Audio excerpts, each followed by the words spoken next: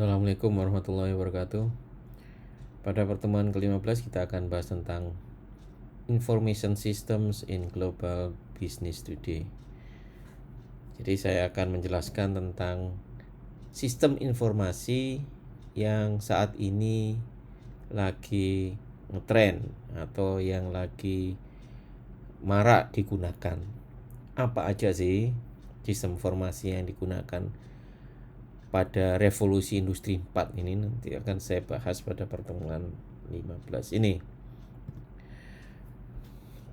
Jadi saat ini kita sudah masuk ke revolusi industri 4 ya, 4.0. Ya, di revolusi industri 4 ini ada 8 teknologi terbarukan yang ditemukan pada dan diterapkan pada revolusi industri 4.0, yaitu Internet of Things, Big Data, Augmented Reality, Cyber Security, Artificial Intelligence, Additive Manufacturing, Integrated System, dan Cloud Computing. Ini ada 8 ya. Saya juga sertakan 8 video penjelasan tentang masing-masing teknologi ini. Apa itu Internet of Things hingga Cloud Computing saya sertakan dalam materi hari ini. Anda bisa simak videonya dan Anda pahami apa Internet of Things, yaitu internet untuk segalanya itu apa sih? Big data, data yang besar itu apa? Augmented reality, ya, kenyataan, ya. Jadi semuanya kita bisa realkan, ya, kita combine ya, kita combine dengan animasi, augmented reality, seolah-olah realistis ya. Kemudian cyber security, keamanan cyber, AI, artificial intelligence, kecerdasan buatan, additive manufacturing ya. Ya, untuk produksi ini manufacturing, additive manufacturing itu apa? Nanti akan dijelaskan di video itu.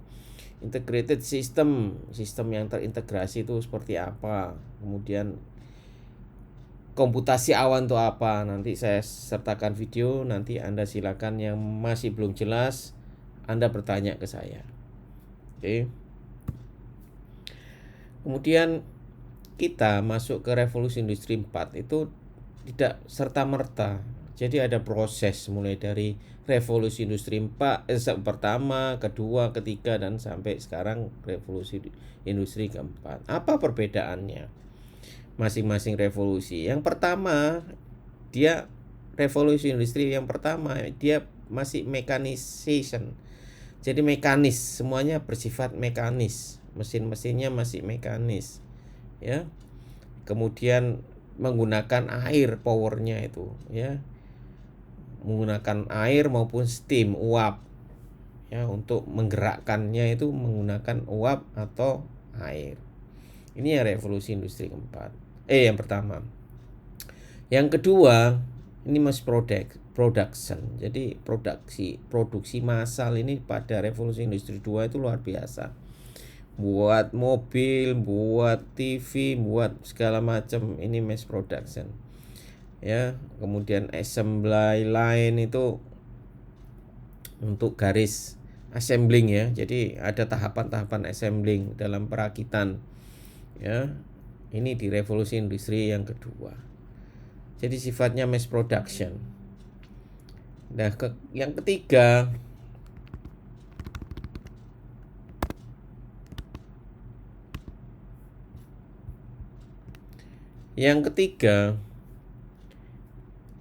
mulai ditemukannya komputer dan sudah mulai automation, mulai otomatis. Cuman otomatisnya hanya lokal area. Jadi hanya sebatas lokal, di lokasi pabrik itu aja otomasinya. Tidak bisa keluar. Ya. Nah, di revolusi industri keempat inilah mulai dengan ditemukannya banyak teknologi yang saya sebutkan tadi di awal, ada 8 itu. Akhirnya apa? Akhirnya semuanya menggunakan cyber physical system. Artinya apa? Semuanya bisa di remote. Jadi kalau mau menjalankan pabrik ya, mau memonitor pabriknya itu cukup lewat gadget, lewat tab, lewat laptop, dengan menggunakan media internet. Makanya disebut Internet of Things. Jadi tidak hanya sebagai sekedar sarana browsing kirim email internet itu, tapi sudah digunakan untuk berbagai macam kegiatan. Ya, digunakan untuk belajar, digunakan untuk bekerja, untuk berproduksi, itu semuanya digunakan untuk itu. Ya, untuk remote ini sudah menggunakan internet semua, sudah tidak melalui manual lagi. Kalau dulu masih internet ada kalau dulu, tapi masih belum secepat sekarang. Jadi saya masih ingat itu internet masih 512 KB paling tinggi. Kemudian naik jadi 1 megabit per second, itu akhirnya sampai sekarang berkembang menjadi ini ya, bisa sampai ratusan megabit per second ya. 1 tera juga ada saat ini bisa. Karena apa? Ditemukannya namanya fiber optik. Ya, oke. Ini perkembangan revolusi industri dari pertama sampai ke 4. Nah, kemudian bagaimana sih sistem informasi ini bisa membuat transformasi bisnis? Transformasi dari apa? Dari manual menjadi bisnis yang dikelola dengan cara digital. Anda lihat di sini ya, Anda mulai tahun 1980 hingga 2010 ya. IT investment itu enggak menurun, naik terus. Anda lihat tuh. Tahun 1980 naik. Ya, kenaikannya antara 32 hingga 52%. Itu kenaikannya. Lihat ada total investmentnya juga. Ya, yang hijau itu IT investment ya. IT investment saja. Lihat. Bergerak naik 52 dari 32 sampai ke 52%. Artinya apa? Artinya saat ini semua bisnis sudah bertransformasi dari bisnis yang dikelola secara manual berubah menjadi bisnis digital. Anda lihat sekarang semuanya serba online. Anda beli aja tinggal buka Tokopedia, tinggal buka Bukalapak ya. Nah, semua transaksi sekarang menggunakan sarana website. Perusahaan-perusahaan menjual sekarang lewat website. Mobil bahkan jual sekarang lewat website. Anda tinggal tentukan daerah Anda di mana, saat itu juga nanti akan dihubungi oleh customer salesnya. Ya. Tuh. Jadi sudah sekarang kita nggak bisa lepas dari IT. Untuk itu Anda harus paham tentang IT. Karena apa? Akuntansi nanti juga tidak lepas dengan IT. Ya. Jadi Anda harus menguasai IT untuk ke depan. Karena apa? Mengaudit laporan keuangan sudah tidak manual lagi. Audit tidak manual lagi. Ya. Audit sudah menggunakan ACL dan macam-macam aplikasi. Ya. Nah, kemudian laporan keuangan sudah menggunakan namanya ERP, Enterprise Resource Planning, yang sudah saya kasih ya ke Anda materinya. Jadi ini menunjukkan bahwa saat ini semua bisnis sudah bertransformasi dari bisnis yang dikelola secara manual menjadi bisnis yang dikelola secara digital. Ini transformasi bisnis. Nah, untuk bertransformasi itu kita tidak akan lepas dengan yang namanya teknologi informasi. Ya. Gitu. Oke. Lanjut. Nah, ini apa saja ya yang baru dalam sistem informasi manajemen. Perubahannya itu apa aja sih? Ini sebagai contoh. Perubahannya dari sisi teknologi ada 3. Sisi teknologi, sisi manajemen, dan sisi organisasi. Anda lihat, impact-nya di sebelah kanan. Ya, ini perubahannya sebelah kiri. Change-nya itu sebelah kiri. Teknologi. Apa? teknologi cloud computing yang sudah saya sebutkan di depan tadi ya, ada 8 itu teknologi. Saat ini terbarukan itu 8 itu tadi. Ya, ini sebagian ditulis di sini. Ya, cloud computing, big data, ya, mobile digital platform, ya. Aplikasi mobile. Ya. Anda lihat sekarang semua aplikasi itu dibangun tidak dengan hanya aplikasi website saja. Sekarang sudah banyak aplikasi yang beralih ke mobile. Ya. Mobile digital platform namanya. Jadi dia berjalan ke sistem Android dan sistem iOS. Dan itu terhubung dengan website dan database centernya mereka. Anda transaksi sudah lewat Tokopedia, Anda transaksi lewat HP bisa. Lewat web bisa. Ya. Jadi semuanya menggunakan teknologi informasi. Memanfaatkan teknologi informasi dalam bisnisnya. Ya. Ini mobile digital. Ini change perubahannya. Ini impact terhadap bisnisnya apa. Ya, Anda baca. Ya. Nih. Apple Android ya. Ini bisa mendownload berbagai macam aplikasi. Mengapa akhirnya ini perkembangannya aplikasinya di sini. Lewat apa? Lewat Google Play kalau Android ya. Kalau iOS lewat App Store. Ini di sini. Ini berbagai macam. Ya, kalau big data ini mengelola banyak data. Ya, tidak hanya data apa? Data terstruktur, yaitu data keuangan, data penjualan itu data terstruktur, data produksi, unstruktur juga ini diolah. Unstructured apa? Yang enggak terstruktur itu apa? Yang enggak terstruktur ya contohnya data email, data WhatsApp, data Instagram, itu yang unstructured.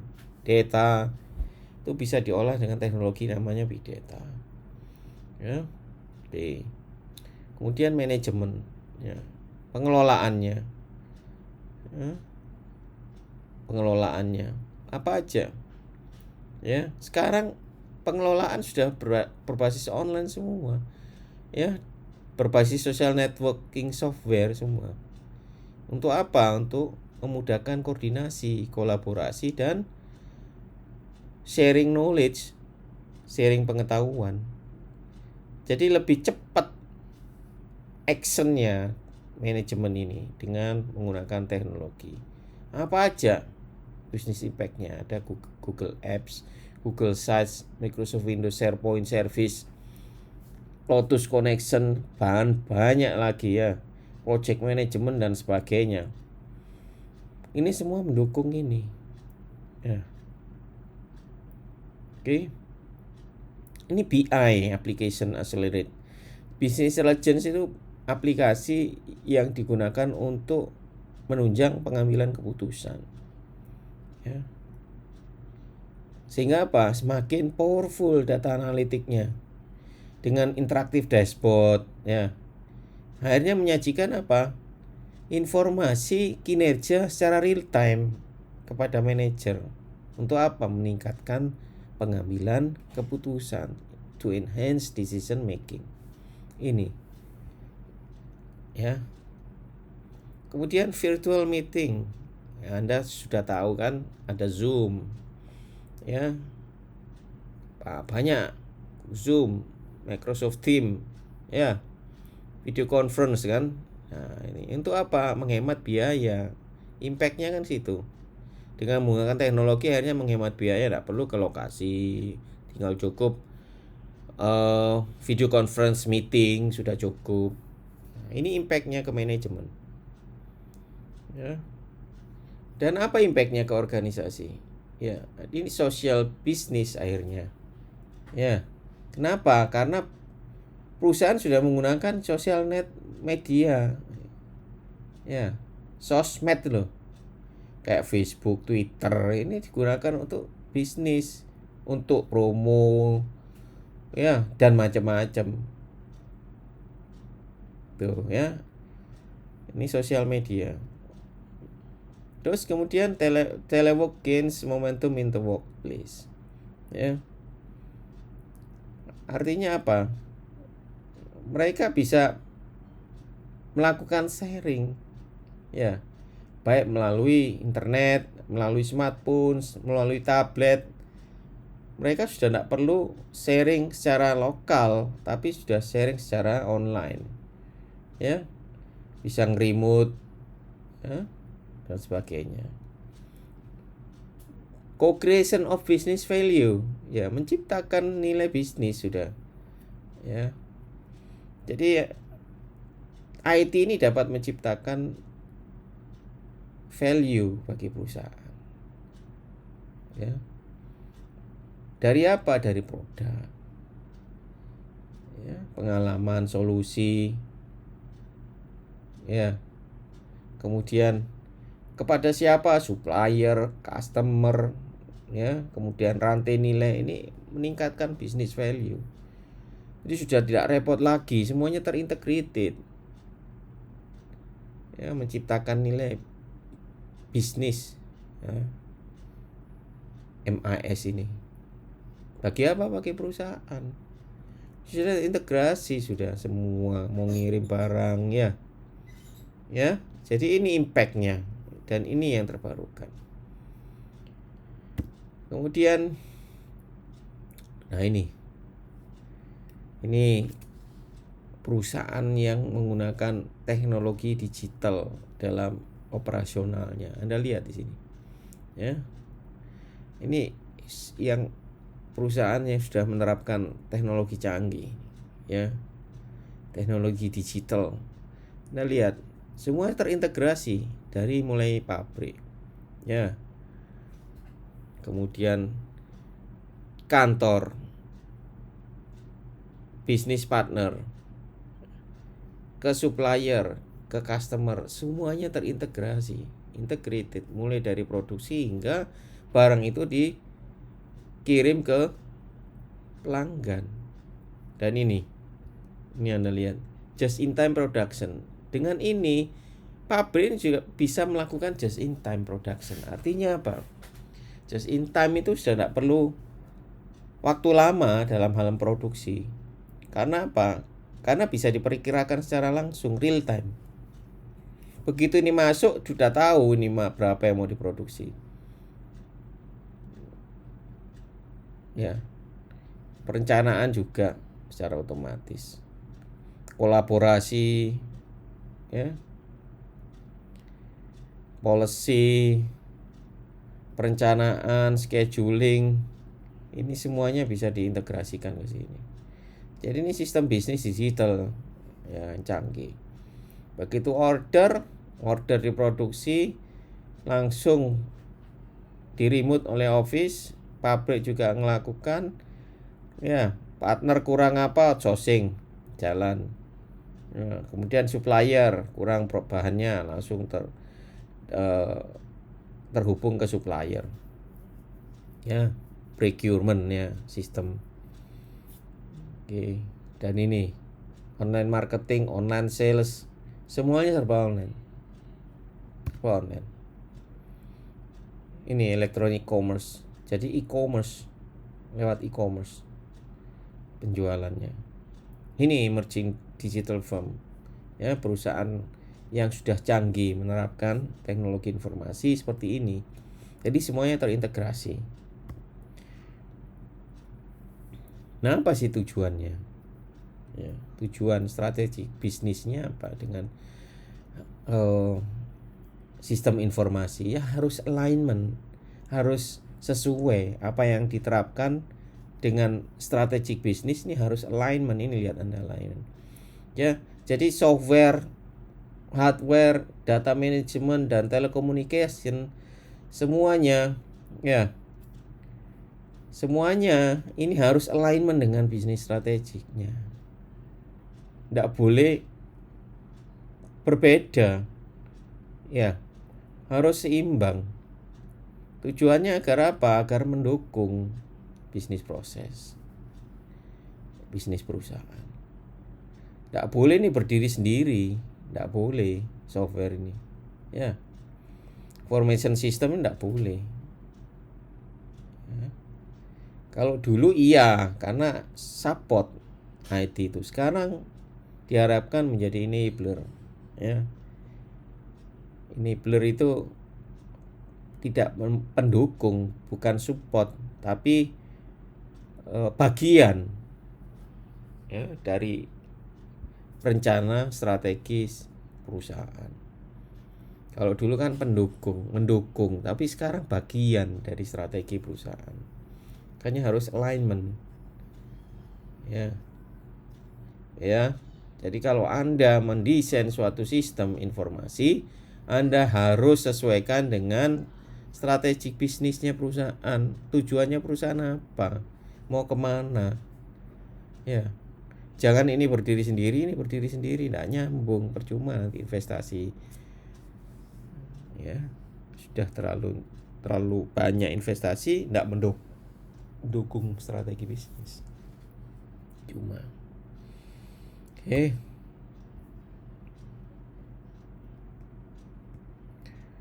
Ini tujuannya apa investasi pada TI? Ya. Perusahaan itu ya. Unggul dalam operasional. Harapannya itu. Kalau enggak unggul ya buat apa investasi? Berarti enggak tercapai tujuannya. Tujuan strategi bisnisnya enggak tercapai. Kalau enggak bisa unggul dalam operasional. Percuma, sama aja dengan manual. Ya. Yang kedua, produk, layanan dan model bisnis baru. Produknya baru, layanannya baru, dan model bisnisnya baru. Yang dulunya secara manual, yang dulunya secara door to door, ya sekarang sudah menggunakan teknologi e-commerce, ya, teknologi informasi, pakai ERP, ya, semuanya terintegrated. Ya. Kemudian yang ketiga, semakin dekat gitu, harapannya begitu. Hubungannya antara perusahaan dengan konsumen dan supplier itu harusnya semakin dekat. Karena apa? Ada hubungan teknologi informasi. Ya. Saat dibutuhkan supplier sudah tahu kalau kita sudah kekurangan bahan, supplier tinggal supply. Ya. Nggak tunggu minta. Supplier sudah tahu. Karena apa? Terintegrasi datanya. Oke, kemudian meningkatkan pengambilan keputusan. Otomatis. Kenapa? Karena informasi yang dihasilkan bisa sangat cepat, real time, tidak menunggu lama. Informasi mulai dari informasi penjualan, produksi, keuangan, ya, human resource, semuanya secara real time. Akhirnya apa? Meningkatkan pengambilan keputusan real time. Datanya sudah terolah. Anda di depan tuh ada namanya business intelligence dan big data. Big data itu mengelola data yang besar. Untuk apa? Untuk tujuan memberikan informasi yang bermanfaat bagi manajemen. Semuanya diolah di situ. Jadi manajemen sudah tinggal ceklik aja. Saya butuh data customer A. Ya, siapa yang paling banyak membeli produk A. Ya, kemudian berapa sih besarnya biaya yang paling banyak ini di bahan apa? Tenaga kerja atau overhead? Overhead yang mana? Itu untuk pengambilan keputusan. Nah, itu bisa dihasilkan informasi itu dengan cepat melalui sistem informasi yang didukung dengan teknologi informasi. Ingat ya, teknologi informasi bedanya dengan sistem informasi. Anda harus bisa membedakan. Yang kelima, keunggulan kompetitif. Pasti dengan teknologi informasi diharapkan perusahaan itu memiliki keunggulan kompetitif atau competitive advantage dibandingkan dengan perusahaan kompetitornya. Ya. Baik dengan layanan ke konsumen maupun kecepatan dalam hal memproduksi. Layanan konsumen jadi cepat. Ya. Kemudian pengiriman juga jadi semakin cepat. Yang dulunya lama, sekarang dengan teknologi informasi menjadi cepat. Nah, yang keenam, bertahan hidup, survival. Nah, inilah digunakan untuk survival, untuk bertahan hidup jangka panjang. Jadi tujuannya ada 6 ini. Mengapa perusahaan berinvestasi pada TI?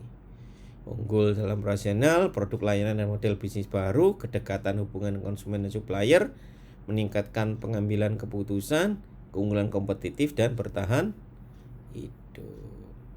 Ya. Oke, saya akhiri pertemuan ke-15. Assalamualaikum warahmatullahi wabarakatuh.